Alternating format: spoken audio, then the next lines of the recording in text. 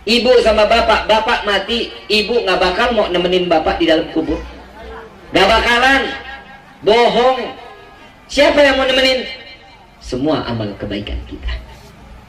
Ibu mati, bapak nggak mau nemenin di kuburan, ogah mendingan kawin lagi. Anak sebaktinya sama orang tua nggak bakal mau nemenin orang tua di alam kubur, nggak bakalan. Semua cuman amalan kita yang saat nanti disaksikan oleh Allah Subhanahu wa taala.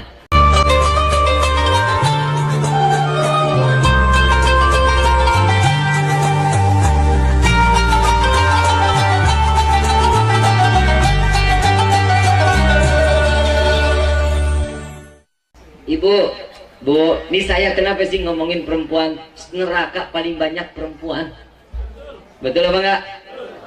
Laki mah dikit. Betul. Perempuan banyak. Ada yang orang pengen perempuan masuk ke dalam neraka, diikat rambutnya sambil ditarik. Ada, bukan dongeng, ada. Maka dari itu, kalau ada acara pemakaman, perempuan dilarang ikut sama Nabi. Ikut menyaksikan prosesi pemakaman, perempuan nggak boleh ikut. Kenapa? Nyusahin. Kok nyusahin, Bib? Iya, belum pingsan. Betul apa enggak? Belum begitu pingsan, kalau dia udah ngelihat auratnya kebuka, mayit yang disiksa. Ini hati-hati nih, jangan dikata main-main. Jenazah itu yang kena siksaannya. Ibu cuma pakai kerudung nempel, satu rambut keluar, disiksa tuh jenazah. Jangan, hati-hati, jangan pernah. Lagi lu mau ngapain? Masuk ke liang lahat kagak, ngerepotin dia. Betul apa enggak? Yang kerja laki apa perempuan? Yang kerja laki apa perempuan? Laki-laki, perempuan mah cuma nontonin. Setiap tangisan Dani, air mata yang jatuh ke bumi akan menjadi saksi di yaumil qiyamah. Saat jatuhnya di pemakaman tersebut akan menjadi siksaan jenazah tersebut. Hati-hati, ini ada di kitab yang dikarang oleh Imam Haddad, Abdullah bin Alwi al-Haddad. Jangan main-main dengan acara pemakaman. Maka dari itu saya mengatakan lebih baik jangan ikut. Kalau sudah ditanam, kalau sudah dirapi, yang laki-laki keluar, perempuan datang, enggak apa-apa. Sudah jadi. Lagi mau ngapain sih ngikut? Pak, Bu, bohong. Orang saling cinta. Kalau bukan karena Allah, bohong. Ibu sama bapak, bapak mati, ibu nggak bakal mau nemenin bapak di dalam kubur. Gak bakalan. Bohong. Siapa yang mau nemenin? Semua amal kebaikan kita. Ibu mati, bapak nggak mau nemenin di kuburan, ogah mendingan kawin lagi. Anak sebaktinya sama orang tua nggak bakal mau nemenin orang tua di alam kubur, nggak bakalan.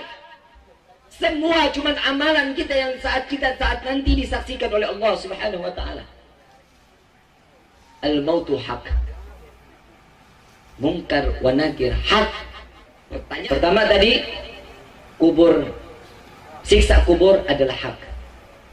Munkar nakir hak. Mati hak. Semua yang dipertanyakan oleh Allah hak semuanya. Nggak ada kedustaan, tidak ada kebohongan. Setiap apa yang hidup pasti akan kematian. Data kullu nafsin dha'iqatul. Nggak ada orang yang hidup selama 1000 tahun, nggak ada. Kalau bukan karena ada kematian, tidak akan pernah dihidupkan oleh Allah. Apa kata Imam Syafi'i? Kalian mau ke ibadah silahkan, nggak mikirin ibadah silahkan, berpikir punya tahun 1000 tahun lama hidupnya silahkan, tapi satu waktu sisakan kalian pikirkan sampai kapan. Saat ini mungkin kain kafan kita sedang ditenun. Kita nggak tahu kapan kain kafan itu akan datang ke pasar, kapan kain kafan itu akan datang ke rumah dan kita kenalkan.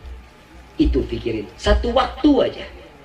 Kalau itu sudah terpikirkan, insya Allah iman kita akan naik di hadapan Allah. Gak akan kita berani durhaka kepada Allah. Kita hidup banyak durhaka, tapi pengen masuk surga, betul nggak? Maksiatnya iya. Mau kita ibadah males, tiap doa mintanya masuk surga yang paling tinggi. Surga nggak gratis, Pak, Bu, surga nggak gratis. Semua yang kita jalani semua karena ibadah, bukan karena kasih sayang Allah. Kalau kita dekat sama Allah, kalau kita pasrah diri kita kepada Allah, kita bakal disayang sama Allah. Tapi kalau kita pasrah dengan selain Allah, siap-siap menerima kekecewaan di dunia dan kekecewaan di akhirat kelak. Saya mau tanya, Nabi kurang cinta sama kita? Kurang cinta nggak Nabi Muhammad sama kita? Luar biasa Nabi Muhammad. Tapi kita sampai detik ini nggak pernah ngucapin terima kasih kepada Nabi Muhammad SAW. Kita sampai detik ini bisa sholat, siapa yang ngajarin kita sholat? Nabi Yuna Muhammad SAW. Sampai detik ini kita baca Quran, siapa yang bawa ayat tersebut sampai diabadikan sampai ke tangan kita saat ini? Nabi Yuna Muhammad SAW. Tapi kita nggak pernah ngucapin terima kasih, nggak pernah. Kita ini sombong. Sombong itu adalah selendang Allah. Kalau Allah yang punya, kalau kita pakai siap-siap kita bakal terjerumus. Tahu iblis? Kenal iblis? Tahu iblis? Saudara? Tetangga? Apa teman karib? Sahabat kalian? Iblis lebih alim dari kita. Iblis itu pernah masuk surga, tahu isi surga, tahu bagaimana masuk ke dalam surga, ibadah kepada Allah. Karena sombong dimusnahkan oleh Allah. Coba-coba kita sombong di hadapan Allah, binasa kita. Iblis, kalau ada manusia sombong berarti itu manusia iblis. Iblis sholat nggak? Ibadah nggak kepada Allah? Ibadah. Tahu nggak ayat kursi? Ayat kursi tahu? Itu passwordnya balik apa? Iblis saat masuk ke dalam surga. Pegangan iblis itu dia. Allahu la ilaha illa wal hayyul ila akhir. Dan ila akhirnya ini ditambah oleh Allah saat Isra wal Mi'raj. Wala ya'uduhu hifdhuhuma wa huwal aliyyul azim. Ini ditambah oleh Allah kepada baginda Nabi Muhammad SAW. Hancur iblis. Cuman sampai itulah iblis pemegang daripada ayat kursi. Kita masuk surga nggak pernah minta masuk surga, tapi nggak mau ibadah. Iblis masih ibadah, masih dimasukin neraka. Gimana kita? Malu kita sama Allah. Kita ini kan ngarepin syafaat, betul? Kita ini nggak punya apa-apa, Bu, Pak. Kita nggak bisa apa-apa. Ibadah kita nggak seberapa. Ngaji kita nggak seberapa. Taklim kita nggak seberapa. Patuh sama suami nggak seberapa. Suami taat kepada istrinya, memberikan haknya kepada istri. Enggak, belum. Nih momen kayak begini nih yang lebih pantas. Taklimnya kita ini adalah dorongan dari Allah. Kita sampai ke tempat ini adalah keinginan Allah yang meringankan langkah kaki kita karena Allah. Lihat ini malam banyak yang bermaksiat. Banyak ini malam lagi sedang berpikir untuk besok bagaimana caranya untuk bermaksiat kepada Allah. Banyak. Tapi kenapa kita yang diizinkan untuk datang ke tempat ini? Karena kita yang ingin diampuni oleh Allah Subhanahu wa Ta'ala. Mau nggak mau, suka nggak suka, ridho nggak ridho, kita keluar dari tempat ini, Allah hapuskan daripada dosa-dosa kita. Sesuai dengan hadis Nabi SAW, setiap umatku yang datang ke dalam taman surganya Allah, maka dia keluar akan digugurkan daripada dosa-dosanya. Ini Nabi yang bicara. Nabi pernah bohong apa enggak?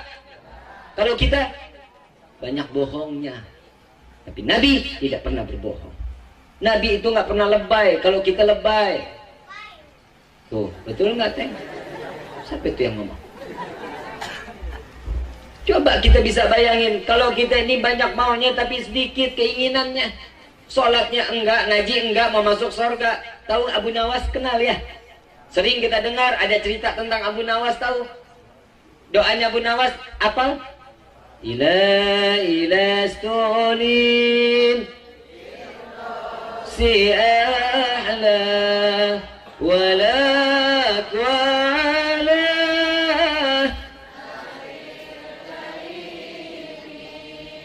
fahab li taubatan waghfir dhunubi fa innaka ghafirun dan bin.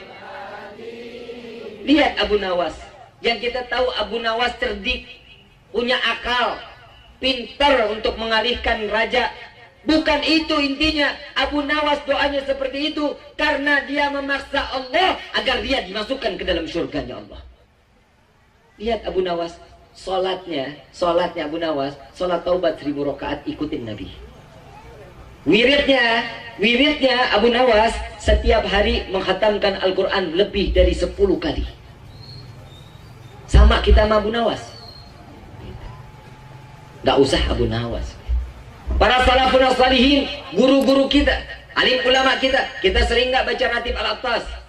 Pernah baca Ratib? Ratib Al-Haddad pernah? Mereka orang yang saat itu mengarang daripada ratib-ratibnya dengan zikir-zikirnya tidak lepas Al-Habib Umar bin Abdurrahman Al-Attas dari mulai maghrib sampai ke isya tidak pernah lepas membaca Al-Fatihah 15.000 kali. Membaca kulhu 15.000 kali.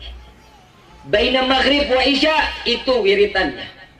Al-Imam Haddad, Al-Habib Abdullah bin Alwi Al-Haddad sangat luar biasa mengikuti daripada gurunya Al-Habib Umar bin Abdurrahman Al-Attas sampai mengarang ratibnya. Siapa lagi? Syekh Fagil Muqaddam, pongkol dari para habaib, kepala atau buyut cicit dari Rasulullah. Setiap rakaat awal, satu rakaat pertama dan rakaat kedua seterusnya tidak pernah lepas khatam Al-Quran setiap satu rakaat. Kita sama mereka.